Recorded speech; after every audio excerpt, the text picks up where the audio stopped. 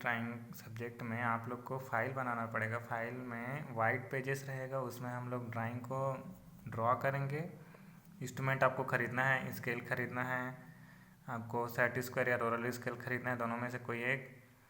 और उसके बाद पेपर ख़रीदना है। आप लोग जो जियोग्राफी का फाइल आता है, फाइल ऐसे वाला पेट्रिकल कॉपी वाला नहीं लेना है, फाइल अलग से लेना है जिसमें वाइट पेपर अलग रहता है और लाइनिंग वाला पेज अलग रहता है। तो लाइनिंग वाले पेज में आप लोग को लिखना है और वाइट वाले पेज में आपको ड्रॉ करना है ड्राइंग को, ठीक है। हम लोग जो चैप्टर पढ़ रहे थे वो है आपका लाइन चैप्टर है। इसमें हम लोग लाइन के बारे में थोड़ा ऐसे डिस्कस कर लिया था। ये सब जनरल लाइन्स हैं जिसके बारे में हम लोग को स्टार्टिंग में जानना पड़ेगा, है ना। स्ट्रेट लाइन पढ़े थे, हॉरिजॉन्टल लाइन, वर्टिकल लाइन, ये सब हो गया था। कर्व लाइन हो गया था आपका, पैरेलल लाइन और हॉरिजॉन्टल लाइन, है ना। अब इसके आगे हम लोग देखते हैं आज आपका रेखाओं का प्रदर्शन। ये आपका मोस्ट इम्पॉर्टेंट है, ये कहाँ कहाँ यूज़ होता है इसके बारे में आपको देखना है ना।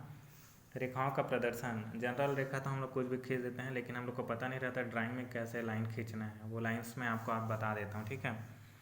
Continuous thick line, continuous thick line मतलब होता है आपका मोटी रेखा जो बोलते हैं ना, वो है। ये हम लोग थोड़ा डार्क क्यों बनाते हैं लाइन को, पता है। जब हम लोग कोई भी ड्राइंग स्ट्रक्चर करते हैं, इस तरीके से कोई भी ड्राइंग अगर बनाते हैं तो हम लोग इस लाइन को, ये सब लाइन जो दिखता है हम लोग को, इसको हम लोग को डार्क बनाना पड़ता है। क्यों बनाना पड़ता है? क्योंकि हम शो अप करते हैं कि यहाँ से हमारा एरिया कवर है, ठीक है। तो ये लाइन क्या रहता है? मोटा लाइन। तो इसको क्या बोलते हैं? ऑब्जेक्ट लाइन बोलते हैं, ठीक है।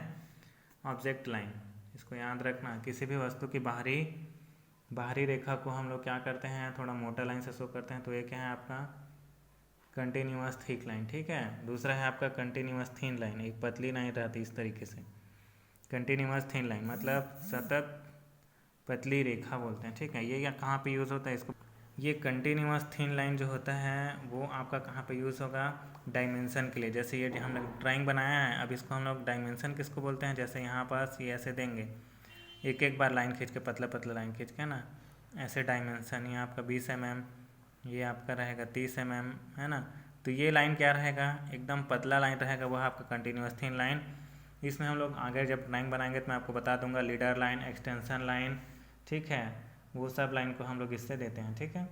तीसरा है आपका है फ्री हैंड। देखिए कंटिन्यूअस थिन लाइन हो गया, free hand line. Free hand line मतलब इस तरीके से हम लोग जो ड्राइंग जो है जहाँ पे ख़त्म होता है, जहाँ पे एरिया ख़त्म हो जाता है उस, और जहाँ टेढ़ा मेढ़ा एरिया रहता है उसको हम लोग फ्री हैंड स्केच में ऐसे ऐसे खींच देते हैं, ठीक है। वो क्या कहलाता है मुक्त हस्त सतत पतली लाइन, ठीक है। उसके बाद आपका है dashed thick line. Dashed thick line जो होता है इस तरीके से रहता है। डैश्ड थिक मतलब मोटा, ऐसे मोटा मोटा रहेगा, डैश डैश रहेगा। ये क्या है आपका? डैश्ड थिक लाइन है। ये क्या है? इसका यूज़ इसलिए करते हैं जैसे कि कोई ड्राइंग है, इस ड्राइंग के अंदर में कोई चीज़ हम लोग को अंदर में है वो नहीं दिख रहा है, तो उसके लिए हम लोग क्या करेंगे? कंटिन्यूअस, ये आपका डैश्ड थिक लाइन मतलब जो है आपका dash dash dash thick line रहेगा, ठीक है। इसके बाद है डैश्ड थिन लाइन है। डैश्ड थिन लाइन मतलब ये पतली पतली डैश लाइन, है ना। इसका यूज़ कहाँ पे करते हैं? तो पतली डैश्ड थिन लाइन का यूज़ जो होता है आपका अदृश्य रेखाओं के रूप में करते हैं और अदृश्य किनारे के रूप में करते हैं, है ना। ये दोनों अलग अलग जगह के लिए यूज़ होता है, जगह के हिसाब से। तीसरा, ठीक है। उसके आगे है चैन थिक लाइन।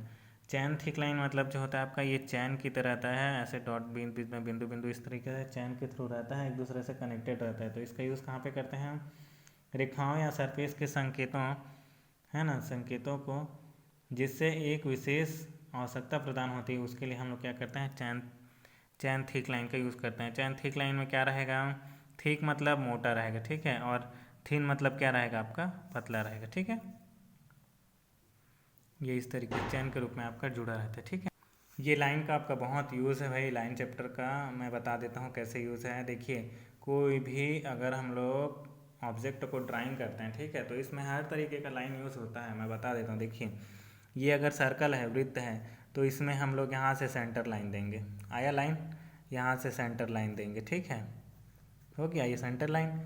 अब लाइन का नाम होता है ना हर चीज़ में, मैं नाम बता देता हूँ। ये हो गया आपका सेंटर लाइन, ठीक है। दूसरा, यहाँ से जब हम लोग इसका डायमीटर शो करते हैं, ठीक है, इस तरीके से एरो बना के ऐसे 5 वगैरह लिखते हैं, 5 8 5 5 ऐसा वाला, तो ये हो जाता है आपका लीडर लाइन। इसको याद रखना भाई, ये एग्ज़ाम्स में आपका आता है, इसलिए मैं बता रहा हूँ, लीडर लाइन बोल देते हैं, ठीक। अब जैसे कि कोई इस तरीके से ऑब्जेक्ट है, अब इसका शो करना है, तो ये क्या कहलाएगा आपका 10 mm 20 mm ऐसे देते हैं, इसको बोलते हैं हम लोग डायमेंशन लाइन। ठीक, डायमेंशन लाइन, ठीक है, डायमेंशन लाइन।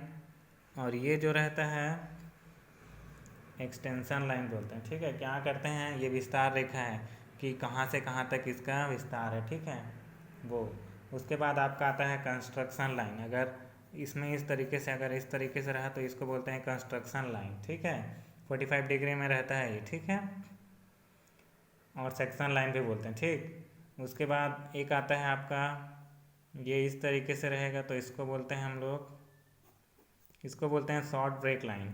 ठीक है, नाम है, मैं अच्छे से और बताऊंगा इसको कल की वीडियो में, शॉर्ट ब्रेक लाइन। ठीक है, पता चला, centre line, extension line, dimension line, short break line, ठीक है, कंस्ट्रक्शन लाइन। ठीक, चलिए नेक्स्ट वीडियो में हम लोग फिर से पढ़ेंगे। ठीक है, कल मैं अच्छे से बताऊंगा आप लोग को।